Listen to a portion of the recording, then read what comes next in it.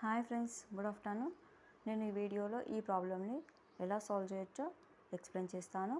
So చూడండి, ఇది question అనేది 3^25 ప్లస్ 3^26 ప్లస్ 3^27 ప్లస్ 3^28.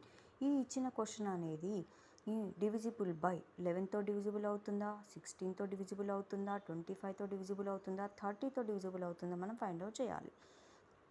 అంటే చూడండి, మనకు డివిజిబిలిటీ రూల్స్ ఉంటాయి. ఆ డివిజిబిలిటీ రూల్స్ ప్రకారం కూడా చెక్ చేసుకోవచ్చు. అలా చెక్ చేసుకోవాలి అంటే ఫస్ట్ మనం దీని మొత్తం వాల్యూ అనేది తెలియాలి. మొత్తం వాల్యూ తెలియాలి అంటే 3^25 ఎంత అవుతుంది అంటే 3ని 25 టైమ్స్ మల్టిప్లికేషన్ చేస్తే మనకు ఈ వాల్యూ వస్తుంది. 3ని 26 టైమ్స్ మల్టిప్లికేషన్ చేస్తే ఇది వస్తుంది. 27 టైమ్స్ చేస్తే ఇది వస్తుంది. 28 టైమ్స్. ఇదంతా చాలా పెద్ద ప్రాసెస్ అయిపోతుంది. సో మనం ఏం చేయాలి అంటే ఇక్కడ కామన్గా 3^25ని కామన్ తీసుకోవాలి.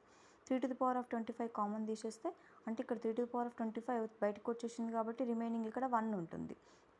ఈ 3^25 నుంచి 26 నుంచి 3^25 కామన్ వచ్చేసి ఇక్కడ ఓన్లీ 3^1 ఉంటుంది. నెక్స్ట్ ఇక్కడ 3 స్క్వేర్ ఉంటుంది, ఇక్కడ 3 క్యూబ్ ఉంటుంది. నో ఇప్పుడు 3^25 ఇంటూ 1 ప్లస్ ఇది 3^1 అంటే 3 స్క్వేర్ అంటే 3ని 2 టైమ్స్ మల్టిప్లికేషన్ చేస్తే 9, 3 టైమ్స్ మల్టిప్లికేషన్ చేస్తే 27, 3 ఇంటూ 3 ఇంటూ 3, 3 3 9, 9 3 27. దీన్ని మొత్తం ఎడిషన్ చేస్తే మనకు 40 వస్తుంది. 9 + 1 is 10, 27 + 3 is 30, 30 + 10 is 40. 3^25 into 40. 3^25 into 40. Answer మనం ఇక్కడ వరకే స్టాప్ చేయొచ్చు.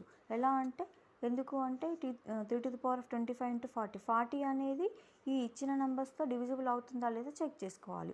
40 అనేది 11తో డివిజిబుల్ అవుతుందా కాదు, 16తో అవుతుందా కాదు, 25తో అవుతుందా కాదు, 30తో అవుతుందా కాదు. సో ఇక్కడ మనం ఏం చేంజ్ చేయాలి అంటే ఈ నెంబర్స్ని కొంచెం చిన్న చేంజ్ చేయాలి. ఒక చిన్న స్టెప్ చేంజ్ చేస్తే మనకు ఆటోమేటిక్గా ఆన్సర్ అనేది వస్తుంది. 3^24 ఇంటూ 3^1గా దీన్ని రాసుకుంటే ఇక్కడ బేసెస్ అనేవి ఈక్వల్గా ఉన్నాయి కాబట్టి పవర్స్ అనేటువంటివి యాడ్ అవుతాయి. అంటే 24 + 1 is 25, ఇదే వాల్యూ వస్తుంది. ఇంటూ 40 చేస్తే ఇప్పుడు ఈ 3ని దీనికి 3^1 మీన్స్ 3 ఓన్లీ. ఈ 3^24 అలాగే ఉంచేసి 3ని దీనికి మల్టిప్లికేషన్ చేస్తే 120 అవుతుంది. ఈ 120 అనేది ఇచ్చిన ఆప్షన్స్లో దేంతో డివిజిబుల్ అవుతుంది?